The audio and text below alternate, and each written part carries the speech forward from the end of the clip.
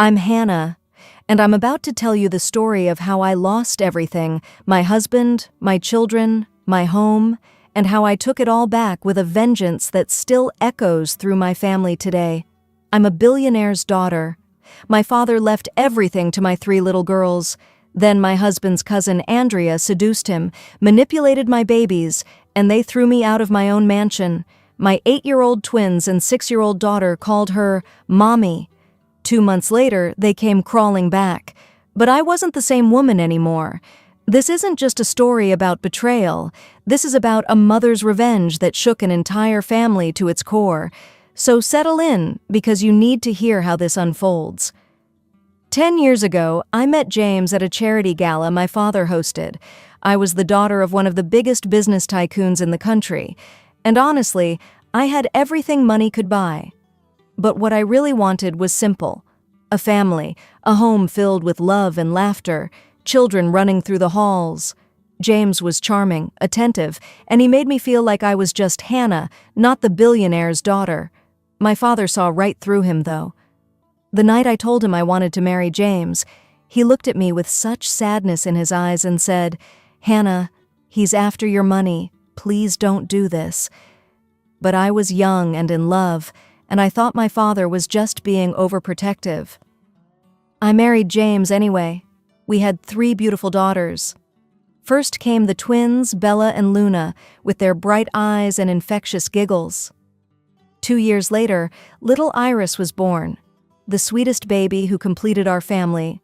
We lived in my family's mansion, this sprawling estate with gardens and fountains, and I thought we were building something beautiful. James worked in middle management at a firm downtown, and while he never became the success he always talked about becoming, I didn't care. I had my girls, and that was enough. Then 2 years ago, my father got sick. Cancer, aggressive and merciless. He had maybe 6 months, and he used that time to make sure his legacy was protected. The day we sat in the lawyer's office for the will reading, I expected my father to leave everything to me. Instead, the lawyer explained that my father had placed his entire fortune, the businesses, the properties, the investments, everything, into a trust fund for my 3 daughters. I was named as the trustee until each girl turned 25, but James got nothing directly, not a single dollar in his name. I remember the ride home that day. James's hands were white-knuckled on the steering wheel, and he kept muttering, "Your father never respected me. Never thought I was good enough." I tried to reassure him, told him we had access to everything we needed, that it didn't matter whose name was on the papers, but something shifted in him that day. He started drinking more, staying out late, and looking at me with this resentment I'd never seen before. The mansion, the money, the life we lived, none of it was really his, and he couldn't stand it. That's when Andrea showed up. She called one evening, James's distant cousin from another city, crying about how she'd lost her job and had nowhere to go. I didn't hesitate. Family helps family, right? I told her she could stay with us as long as she needed. She arrived with 2 suitcases and a smile that should have warned me. Andrea was beautiful in that calculated way. She knew exactly how to dress, how to move, how to make men look twice. Within days, she'd mapped out every corner of our lives. I watched her work her magic on James first. She'd wear these low-cut tops at breakfast, laugh a little too hard at his jokes, touch his arm when she talked to him. She'd stay up late when I went to bed, sharing drinks with him in the study, listening to all his complaints about how my father had humiliated him with that will. I wasn't blind, I saw what was happening, but I was so focused on my daughters that I convinced myself I was being paranoid. Then Andrea started working on my girls. She'd take them shopping and come back with bags full of expensive toys and clothes. She'd pile them in her car and take them to theme parks and movies, places I usually took them, but somehow when Andrea did it, everything was more exciting. I'd hear her whispering to them, "Your mommy is always so serious, isn't she? If I were your mommy, we'd have fun every day." Bella started saying, "Andrea is cooler than you, mommy." Luna would roll her eyes when I reminded her to do homework. And little Iris, my baby, started running to Andrea first when she came home from school. The poison was slow but effective. Within a few months, my daughters looked at me like I was the villain in their story. Andrea kept planting seeds, telling them I was the reason Daddy was always sad, that I was too strict, too boring, too old-fashioned. She promised them a life of freedom and fun if only mean Mommy wasn't around. They were 8 and 6 years old. They couldn't see they were being manipulated by a master. The day I caught James and Andrea together, I'd come home early from a charity meeting. I walked into my own bedroom and there they were, tangled in my sheets. The betrayal hit me like a physical blow. James didn't even look ashamed. He just stared at me and said, "I'm not sorry, Hannah. I'm in love with Andrea." Andrea sat up, pulling the sheet around herself, and smiled at me. Actually smiled. "He chose me, sweetheart." I couldn't breathe. I turned to leave and found all 3 of my daughters standing in the hallway. They'd heard everything, but instead of running to comfort me, Andrea called out, "Girls, come here!" And they ran past me into the bedroom. They climbed onto the bed with her, and Andrea held them while fake tears ran down her face. "Your mommy is trying to send me away," she sobbed. "She wants to break up our family." Bella looked at me with such anger in her 8-year-old eyes. "Why are you being so mean, Mommy?" Luna crossed her arms. "We want Andrea to stay." And Iris, my baby, buried her face in Andrea's shoulder and said, "Go away, mean Mommy." The next 2 months were the darkest of my life. James filed for divorce and his lawyers moved fast. I was so emotionally destroyed that I couldn't think straight. I signed papers I shouldn't have signed, agreed to things I should have fought. The divorce went through, and exactly 2 weeks later, James married Andrea in a ceremony at our local church. My daughters were flower girls, dressed in matching blue silk dresses, holding bouquets, and smiling in all the photos that Andrea made sure to post online. I wasn't invited to my own daughter's big day. Then came the night that still haunts me. Andrea called me and told me to come to the mansion for a family meeting. I thought maybe finally we could work out some arrangement for me to see my girls. Instead, I walked into my living room to find James and Andrea sitting on the couch like king and queen, with Bella, Luna, and Iris standing beside them holding Andrea's hands. Andrea spoke first, her voice dripping with false sweetness. "Hannah, the girls and I have talked, and we all agree this situation is confusing for them. They need stability." Bella nodded. "Andrea is our new mommy now." Luna added, "We don't need you anymore." And then Iris, my baby, who I'd rocked to sleep every night for 6 years, looked at me with these cold little eyes and said, "Go away, mean Mommy." Andrea stood up and walked toward me. "This is my house now, my family. You need to leave." I looked at James, waiting for him to say something, anything to defend me. He just stared at the floor. I was so broken, so completely shattered, that when they put papers in front of me giving James temporary custodial residence, I signed them. I actually signed away my right to live in my own home with my own children. I packed 1 suitcase with clothes and left everything else behind. My daughters watched from the window as I loaded my car, and not one of them cried. Not one of them ran out to hug me goodbye. I drove to a small apartment across town and collapsed on the floor. I didn't eat for 3 days. I couldn't function. I'd lost everything: my husband, my children, my home, my entire identity. I tried calling the girls every day, but Andrea had blocked my number. I drove to the mansion, but Andrea had hired security and they turned me away at the gate. Once I saw my babies playing in the front yard, and I called out to them. They looked at me, and then they turned away and ran back inside.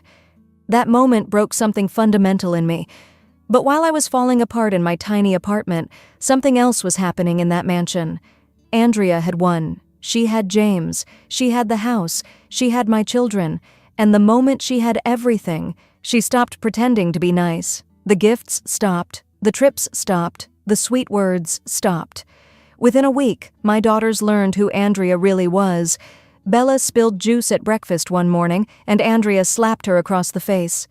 "Clumsy little fool," Luna cried one night because she missed me, and Andrea locked her in her room for hours, screaming, "Your mother abandoned you. Stop crying about her." Iris had an accident and wet the bed, and Andrea called her disgusting, making her sleep on the floor. The home-cooked meals I used to make were replaced with cheap takeout. Andrea made my 8-year-olds and 6-year-old do all the housework, cooking, cleaning, laundry. "You need to earn your keep," she'd say. James was too drunk most days to notice what was happening to his own daughters. Andrea had what she wanted: access to the mansion, access to the wealth, and she was working on the real prize, breaking my father's trust fund and getting control of the millions in my daughters' names. But there was someone watching everything. Margaret, the sweet old nanny my father had hired years before he died, was still working in that house. Andrea couldn't fire her because my father had specifically included her in his will with employment protections. Margaret had raised me, and she loved my girls like her own grandchildren. She watched Andrea's cruelty with growing horror, and she started documenting everything: photos of the bruises, videos of Andrea screaming at the girls, recordings of phone calls where Andrea discussed her plans to steal the trust fund money. 2 months after I was thrown out, Bella overheard Andrea on the phone with one of her sketchy lawyer friends. Andrea was laughing, saying, "Once I get control of that trust, I'm leaving James and taking everything. Those brats are just meal tickets." Hannah was stupid enough to give up everything without a fight. Bella ran and told Luna and Iris what she'd heard, and in that moment, 3 little girls realized they'd destroyed their real mother for a monster who was using them. That night, at 11 o'clock, my doorbell rang. I wasn't sleeping. I hadn't been sleeping well for weeks. I opened the door and there they were, Bella, Luna, and Iris, all 3 sobbing, with bruises on Bella's arm and a cut on Iris's forehead. Luna threw herself at me, wrapping her arms around my waist. "Mommy, we're so sorry. Please help us. Please, please, we're so sorry." My heart shattered and healed in the same moment. I pulled all 3 of them inside, and through their tears, they told me everything. Every cruel word, every slap, every night going to bed hungry, every moment of terror living with Andrea. Bella cried, "She never loved us, Mommy. She only wants Grandpa's money." Luna sobbed, "We were so stupid. We're horrible daughters." And Iris, my baby, just kept saying, "I want my real mommy back." My phone rang. It was James. "Hannah, I made a terrible mistake. Please, we need to talk." I hung up on him. He was nothing to me anymore. But my daughters were everything, and they'd just learned the hardest lesson of their young lives. They expected me to be the same soft, broken woman who'd left 2 months ago. Instead, they found someone different. I knelt down to their level and said, "You threw me away like I was garbage. You chose her over me. You called her mommy while I cried myself to sleep every night. Why should I help you now?" The fear in their eyes was real. They'd never seen this version of me. Hard, cold, angry. But then I pulled them close and held them while they cried. "I'm your mother. I'll always protect you, but things will never be the same. You understand that, right?" They nodded against my shoulder, and for the first time in months, I felt like I could breathe again. The next morning, I called my father's lawyer, one of the best attorneys in the country. I called Margaret and got every piece of evidence she'd collected. I called social services with documentation of abuse. An emergency custody hearing was scheduled for the following week. But that wasn't enough for me. Andrea had taken everything from me, turned my children against me, and she needed to pay for more than just child abuse. I hired the best private investigator money could buy. Within days, he came back with information that made my blood run cold. Andrea had done this before. Twice. 2 previous marriages to wealthy men, the same pattern every time. Seduce, marry, manipulate, steal. One man had lost everything in a divorce she'd engineered. Another had died under mysterious circumstances, and Andrea had inherited his estate. She had outstanding warrants in another state for fraud. This wasn't just a bad woman. This was a career criminal who preyed on families. The custody hearing was scheduled in family court, but I made sure the criminal investigation was running parallel. The day we walked into that courtroom, I arrived in a power suit, every inch the billionaire's daughter I'd been raised to be. Andrea sat at the defendant's table, confident and smirking. She thought she'd won. She was legally the stepmother. She lived in the house. She had James on her side. The judge reviewed the evidence Margaret had collected, photos of bruises, videos of Andrea screaming at my daughters, recordings of her admitting she was trying to steal from the trust fund. I watched Andrea's face change from confident to confused to terrified. Then the bailiff opened the courtroom door and 2 police officers walked in. "Andrea Martinez, you're under arrest for fraud, forgery, identity theft, and child abuse." They read her rights while she screamed and struggled. "This is insane! James, do something!" But James just sat there, looking like he'd aged 20 years in 2 months. They dragged her out in handcuffs, and I felt nothing but cold satisfaction. My lawyers went after her with everything they had. Every document she'd forged was invalidated. Every penny she'd tried to transfer was recovered and returned to the trust. Her bank accounts were frozen.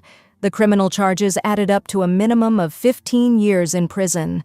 But we weren't done with James either.